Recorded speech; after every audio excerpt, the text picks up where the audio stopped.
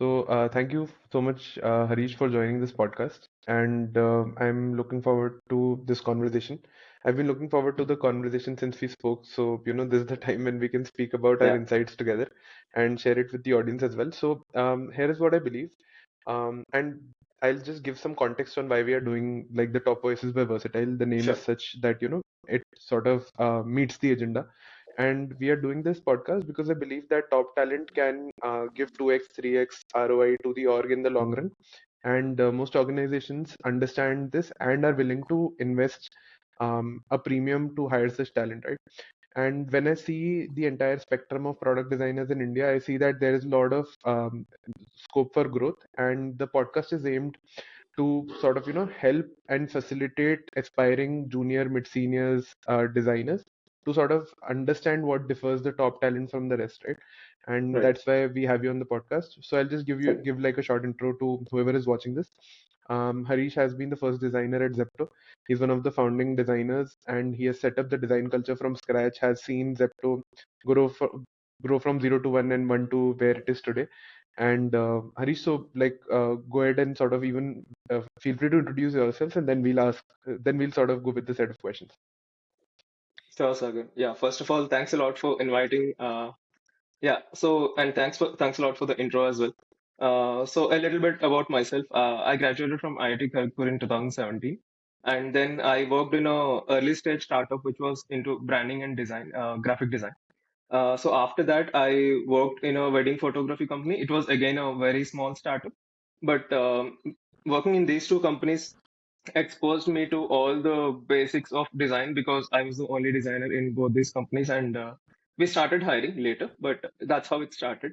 So yeah, after these two companies, I worked at Inframarket. It's a construction tech company, and here the biggest challenge was to deal with the persona, construction persona, because the construction industry itself has not even evolved in the digital world, right? So that is how it has been. And after Infomarket, now at Zepto. So at Zepto, I've been looking into multiple areas of work, primarily into the fulfillment side of things, where we build tools and systems to ensure that the fulfillment is done in such a way, Hmm. in such an efficient way that the 10-minute delivery is um done as promised, right? So there Yeah, have been a yeah, lot of processes, like hundreds of processes in place, and we have been working towards making them more and more efficient. So most of my work is on that side, while the other areas like taking care of the rider app and a bunch of features on the consumer app are also on my plate sometimes. Yeah, so that's what I'm doing at Zepto, and thanks for inviting. got Yeah. it. Got it. Glad to have you, man. And my first question would be your insights on what differs. Like, I'm pretty sure that you have met a lot of product designers in your journey.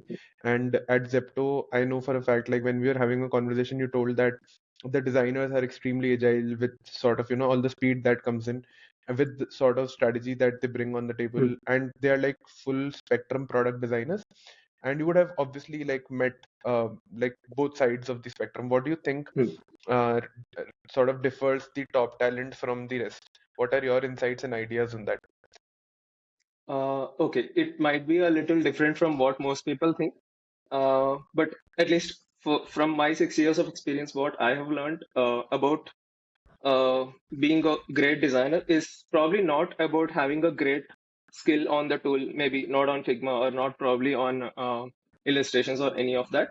But it's mostly about consistency and discipline and sticking to what you are doing and having that patience to realize the impact that you have created. Maybe, let's say you have designed something a year ago, and then probably I've seen most designers probably not even sticking to what they have built, and either they would iterate on existing designs just because some random user gave a feedback.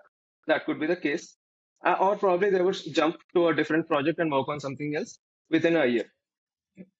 With Right. that culture in place in most of the companies, I feel designers are not taking the opportunity to measure their own design's impact, and that Hmm. is probably what differs uh, from that is probably what top talent might be doing, right? So yeah. Got it. Got it. So I think like what you're saying is that top talent stays in the org for like a longer period of time and looks at impact happening, right? Doesn't switch jobs too often. They Yeah, are in the org for at least 2 to 3 years so that they can see what they did in the first year and how things have grown, right? Like with right. their own piece, and they can sort of iterate on top of it for a longer period of time, right? Yeah, yeah. That is That is that is what what I you mean, believe right? is top talent. Specifically. Yeah. The definition of top talent outside Understood. might be different. I mean, people might be getting great packages or great positions in the companies, but I believe a designer, someone who has created something, should be able to iterate on it, look at the impact and make it a product that everyone will be using it, right? So, and everyone Hmm. should be happy to use it as well. So that's where achievement Hmm. lies Hmm. for a designer. Yeah. Got it. Got it. And also, there are a lot of people who aspire to be in like, good design cultures, and they want to be a part of a team where you have, let's say, anywhere between 10 to 48, 50 designers working together Hmm. inside an org. For people who are watching this and want to be a part of big sort of, design teams, what would you say? Like, how does any good design culture go about hiring? So, what's the process that you follow while looking Hmm. for designers to join your team? Yeah. Again, this is a little bit similar to what I've spoken earlier. That at Zepto again, we are not really hiring for great skill or someone who has done marvelous achievements on let's say UI or any of the design areas like research or any of that. But we are inherently looking for someone who is probably more disciplined, more committed to what he has done earlier, and probably who is looking into the impact of it and iterating upon it, right? And we have also hired designers who are not great at the skills, but we believed that they would learn after coming to Zepto, and that is what exactly has happened as well. So teaching Hmm. someone the skill is a smaller thing. It's. I mean, we would do that, but we are very conscious about when we are hiring. We would be very conscious about who is probably switching companies quicker or who is probably faking their portfolios. These are the things that we Hmm. Hmm. Hmm. really don't want to get into, right? So yeah, Understood. apart from that, skill is something that we are not really worried about because with the right intent, with the right passion in the mind, people would obviously like we can easily drive people towards learning the skill and implementing that in design. So that's something Hmm. not which we are never worried about. Understood. Understood. And looking back at your career, how has your sort of skill set changed, and how has your design philosophies evolved with time? So you can go back to your first job and now at Zepto Yeah. being a part of a big team. How has your skill set changed? All of that. You can just walk us through Okay. your Yeah. journey so that we can get a glimpse into it. Sure, sure. So I think at college I was working for our tech fest. I was a graphic designer there, and that's how it started. That was in my second year, and then we were leading the tech fest towards the end of our fourth year. So we were taking care of the entire design segment of it. And so my career, like any other most of the designers, it has started with a graphic design, and I haven't started with a degree or a course. I've just started sketching and then started learning Photoshop. So it started from the tool perspective, as in we were excited about these tools, like all until maybe 2012. All that I've seen was people drawing on paper, but then I looked at Photoshop from some of my seniors and I got excited to use that tool, and that's how it started. Uh, yeah, so graphic design was where I started. And something that I've never realized about myself is my interest in mobile apps and mobile phones. So back then, like maybe from 2005, 2004, some of my relatives used to bring me home these tiny Nokia phones. And I used to explore each and every piece out of it, like games, the composer. I used to compose music just out of fun. So that's how it started. I never realized that this is an area of interest for me. But maybe towards the end of my fourth year at college, somehow these two passions converged together, and I discovered that there is an area called UX design, UI UX design. Back then it was Yeah. called that. So I started doing some mobile apps just for fun again. Again on Sketch. Sketch is where we started. But then I also realized that there is a career out of it. There are people who are literally product designers getting salaries out, and I felt that okay, this is where my interest probably lies. And little before that, I've also explored coding. I've been into data analytics, front end web, all of this. But yeah, finally realized that this is my area of interest and continued on Sketch. Then after college, I did an internship, and then I've already covered that I worked into early stage startup. So slowly, it was a very slow transition. And during my course of work only, I've learned all the design literature courses or whatever that is because I haven't been into a design degree ever. Uh, so that's how it started. But the current product designers evolution is quite different because the access to resources is really high right now. And there is Hmm. clarity on what everyone should need. And there is already a breakdown of who is a visual designer, who is again, product designer, or who is a researcher. That breakdown is there right now. So it's easier for people to get into product design. This is the best time. Hmm. Yeah. Right, right. And I think like what you said like totally makes sense. Like it connects back to the first point that you made. Like things are sort of built slowly, right?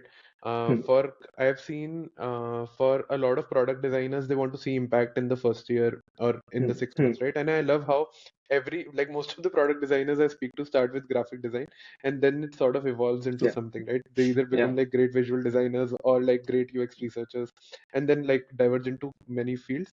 But I think like any field that you want to go in depth into, that takes time. And we have also seen while sort of hiring for companies that, like designers who create impact stay in the org for 3 to 4 years. And I think like going slow is the keyword here. Yeah. Like going slow and sort of going in depth is like what, Hmm. separates tops Yeah. from the rest. Hmm. And looking at your design philosophies, how have they evolved in particular?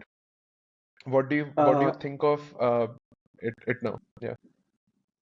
yeah. So can you a little elaborate on the question, please? So by design philosophies, I mean that, you started somewhere, right? And you Hmm. sort of had like an idea of product design in your head, Hmm. which may be that, you are a part of like a tech team who's sort of facilitating designs. But Yeah. now, how do you look at it? Like, what's your perspective on how you look at product design as a role or as a designation today? Okay. So I think again it something which I again said earlier that earlier, there was no breakdown. When we got into Hmm. product design, there was literally no breakdown, and when we never knew what is research or what is visual design. We have been into uh, maybe I started as a graphic designer, but then I never knew that there is a product design and there is a breakdown, right? So right now there is clear distinction between all these areas, and that is helping us even budding designers to get into the right area and uh, work for their Hmm. area of interest specifically. So Got yeah, it. yeah. Got it. Yeah, I think that's about it. And what's the like if you talk about your career, what's the biggest impact that you have made? It could be Zepto, it could not be Zepto, but in your entire career, what do you feel that you this is where I sort of moved numbers, this is where I Hmm. sort of made my biggest impact. We would love to share it with anyone who's sort of watching so that they also sort of get a glimpse into the kind of impact that Yeah, designers can make. sure. Sure. So I would not put myself in the top talent yet, based on the definition that I give, but I'm still working towards that.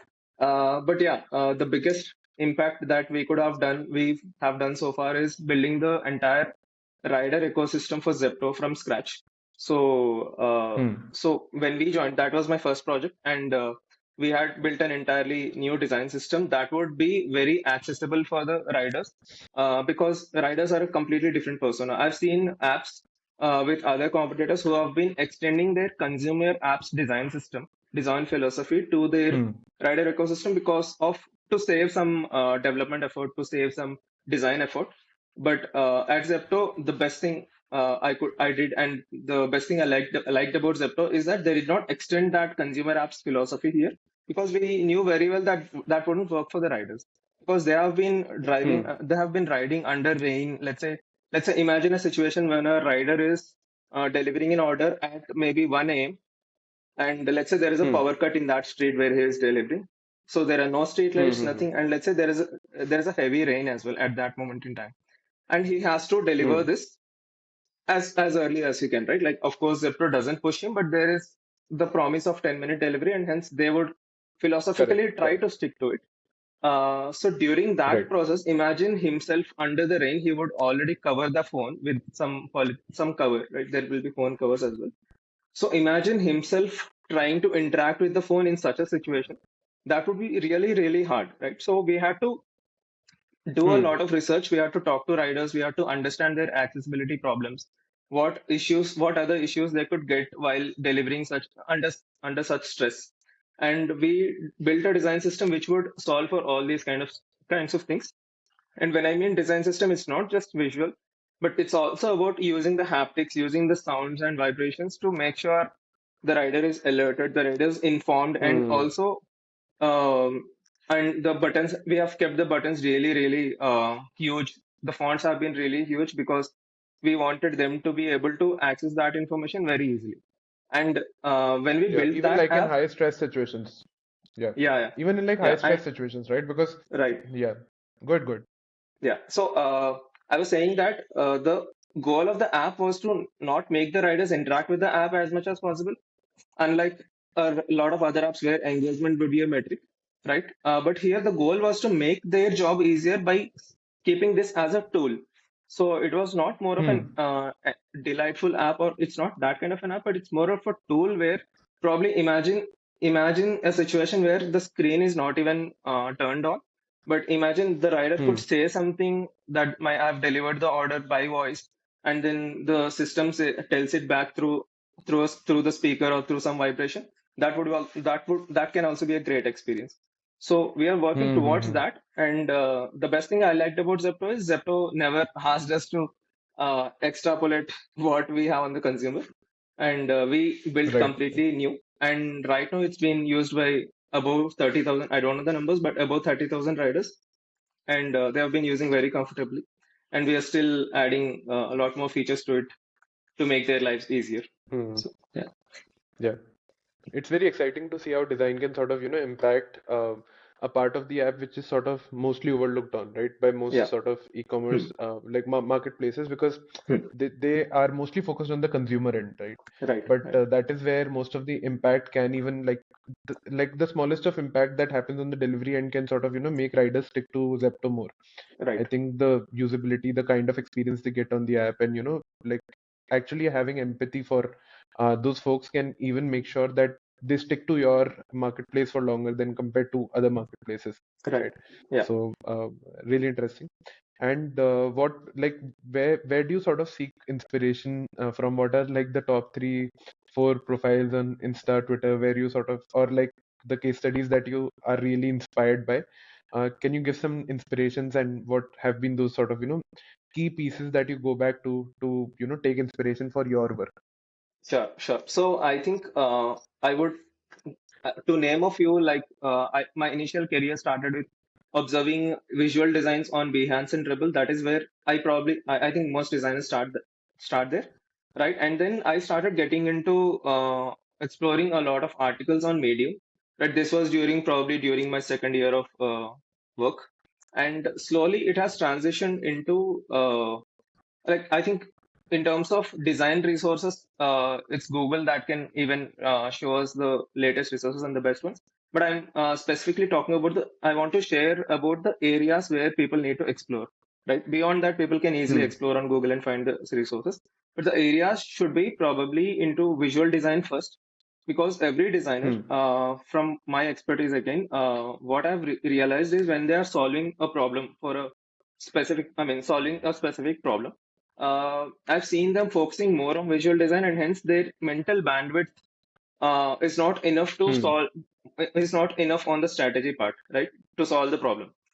Because let's say somebody is on Figma and doing some visual design, the focus entirely goes on to probably how to use this shortcut, how to put an auto layout, how much spacing to Hmm. give.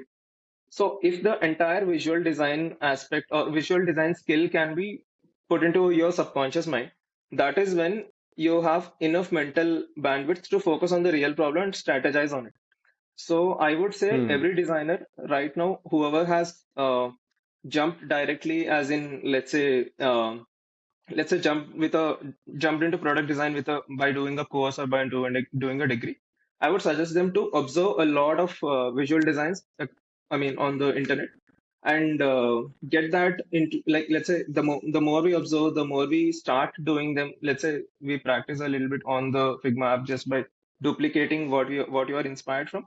Even that would help them build their intuition, that sinks into the Hmm. subconscious mind. And then when you design something, when you are solving a real problem, the focus on visual design will be very little, because you would automatically do something that is really, really visually good. Correct, As correct, in correct, not correct, beautiful, correct, but correct. aesthetic. Sorry, as in not specifically aesthetic, but also accessible and everything. They would automatically follow all the visual design principles that would turn into a good app. Right, right, right. Right. So It would make first is them like a visual design. 360 degree. Yeah, Yeah, yeah, correct. So yeah, the yeah. first exploration should be into visual design. Sink it into your subconscious mind. That is number one. Second one is probably understanding the entire world. Like, as in, it's not probably into design, but let's say there are people who travel, there are people who interact with a lot of people in the street outside. Like, let's say I go for a walk every evening, and if I meet new people, sometimes I speak to new people. So understanding the outer world is really, really important, because we are eventually designing something for all the people Hmm, around us, right?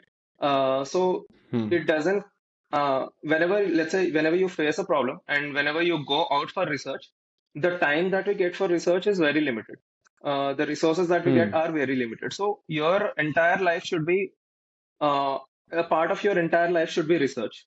Let's say it doesn't hmm, feel like you're doing something at work, but it could be like you're meeting friends outside on weekends, you're going to cafes and all. So it's very important to talk to people, understand personas, and this research should be a part of your entire life. That is when hmm. you encounter a problem which would solve for one of these personas, you don't have to Correct. be doing your research from scratch again. So, Hmm, hmm, and hmm. even if you do from scratch, you will not be able to do Yeah, justice to it, because the time is very limited. So, second is exploring the correct, world, correct, correct. exploring and doing the research there. And third, I would say, is again getting strong at the tool that we are using. Because any designer who is Hmm, consciously thinking of what shortcut I have to use to apply this, or where do I have to go to click on, I mean, use this tool and that should be completely subconscious. hmm. It should be in such a level that even if somebody is sleeping, they should be able to do that. Like, as in, I mean to say that completely it should be subconscious. So, tool should Yeah, be yeah. tool, visual design, and research are the areas that we need to figure out in the early stage of design. That will leave room for strategy, problem solving, and yeah, Hmm. that's it. Yeah, Yeah. Basically, real time, the designers can focus on the strategy and solving part while they sort of, yeah, take in, like this is like it's like consciously coming to them to, sort of research in the real world, look at yeah, like tools, look at great visuals so that later they yeah. can connect the dots and things can happen really fast, right? Correct, correct. That's Yeah, what you mean, yes. right?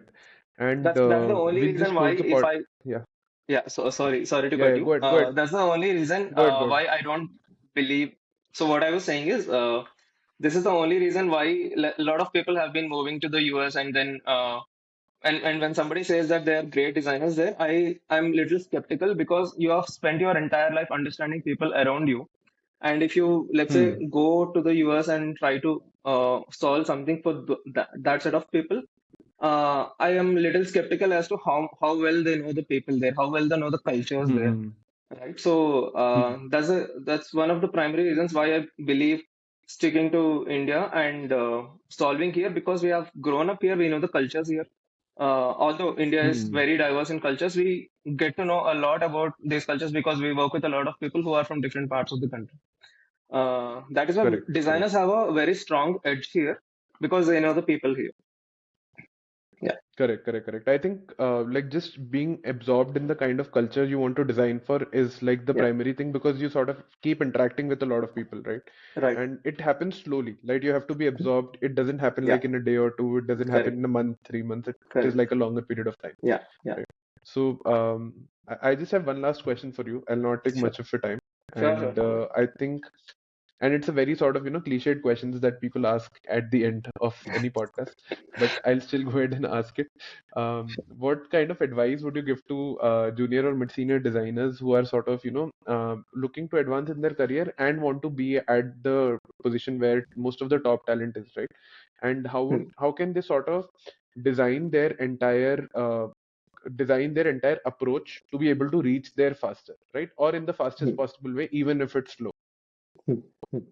Okay, so I think like I said, the youngest designers, the designers who are getting into the design world right now, have the advantage of design resources and clarity Hmm. on where to go, which area to pick based on their interest. So with that advantage, I see most of the designers doing things really, really fast, as in probably they're jumping between here and there, and probably not focusing on the depth of it. Like you said, I think people should sink into that very slowly and absorb all of that design philosophy around us, right? Like understanding people, or like I said, like Hmm. there are a lot of people around you, but we never care about them. Like we go to the office, we start doing something, right? We start building something. So I think people are in that hustle. The design, the courses that people are taking right now, or let's say maybe not the degrees, but most of the courses like 10K designers, for example, most of these courses are definitely doing really well because they are I mean, they are teaching from scratch. But they are pushing people towards that hustle to like to run and run, and eventually in that journey, people are missing out on understanding people around you, understanding the nature, right? For Hmm. example, there are a lot of inspirations that Steve Jobs has taken from nature and put it into the digital world, because the humans Hmm. are inherently like we have been experiencing nature for millions of years right now, but the digital world is very new to us, right? So even the human Right. mind Right. could not have adapted to it completely, and hence we need to take a lot of references from the nature and put it into the digital world, so that the user, whoever is using the Hmm. experience, doesn't feel drastically different from the real world, right? They should be able to Hmm. accept the digital world, and these are the little nuances that the budding designers are missing out on, right? They Hmm. are Hmm. probably missing out on how to inspire from nature, or probably not taking references from nature and not putting it in the digital world. So these are the things probably Right. we should start focusing on. And these are not covered in the regular courses right now, because the courses are fully focused on the tool first, or probably on some fancy visual design skills, or probably getting them into a job. So I've seen many Hmm. designers who have done well in the interviews. They have great portfolios, but we have rejected them because they missed out on these kind of nuances. Right. So Right. Right. Right. Right. I think even the courses or the design education should primarily focus on these kind of things, that, and not specifically on the tool or the detailed granular Hmm. visual design skills. Right. And Hmm. that's the main reason why I strongly believe in the founders of, I mean, the people who started the UX design, right? Nielsen and Norman.